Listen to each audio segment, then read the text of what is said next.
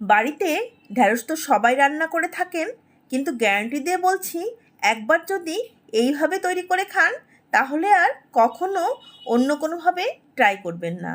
আর একদম বাড়িতে থাকা অল্প কিছু উপকরণ দিয়ে তৈরি করে নিতে পারবেন এই মজার ঢ্যাঁড়সের রেসিপি, যেটা আমি নাম দিয়েছি ঢ্যাঁড়স kasundi. Welcome to Sumana's kitchen. এই রেসিপির মূল উপাদান হচ্ছে কাসুন্দি। তাহলে চলুন রেসিপিটা তৈরি করা যাক। চুলাতে একটি প্যান বসিয়ে তাতে দিয়ে দিচ্ছি 2 টেবিল চামচ পরিমাণ সয়াবিন তেল। তেলটা গরম হয়ে গেলে তার মধ্যে পেঁয়াজ কুচি ও কাঁচামরিচ কুচি দেব। পেঁয়াজ কুচি ও কাঁচামরিচ কুচি খুব লাল করে ভাজবো না, সামান্য একটু নরম হলেই হয়ে যাবে।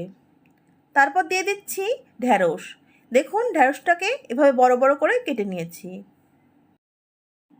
ঢ্যাঁড়স আপনারা আপনাদের পছন্দ মতো ছোট বড় যে কোনো সাইজ করেই কেটে নিতে পারেন। এবার দিয়ে দেব 1 চা চামচ লবণ ও হাফ চা চামচ হলুদ গুঁড়া।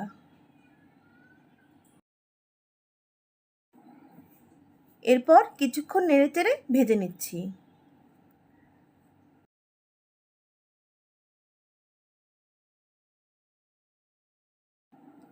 সামান্য একটু পানি দিয়ে তারপর নেড়েচেড়ে আরও কিছুক্ষণ ভেজে নিচ্ছি।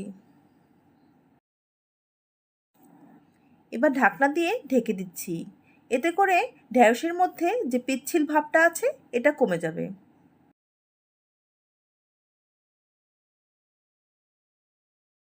এবার সিদ্ধ হওয়ার জন্য পানি দিয়ে দেব 1 কাপের 3 ভাগের 1 ভাগ। এরপর নেড়েচেড়ে মিশিয়ে নিচ্ছি এবং ঢাকনা দিয়ে ঢেকে দিচ্ছি।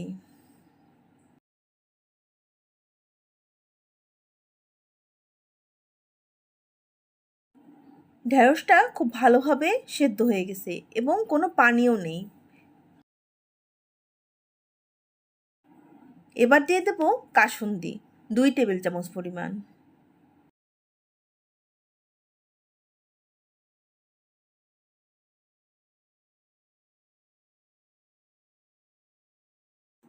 আবারও খুব ভালোভাবে মিশিয়ে নিচ্ছি।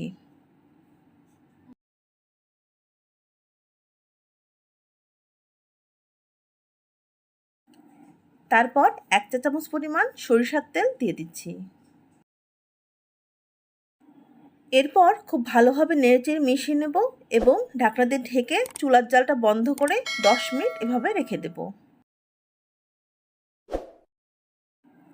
ঢ্যাঁড়স কাসুন্দিটা তৈরি হয়ে গেছে।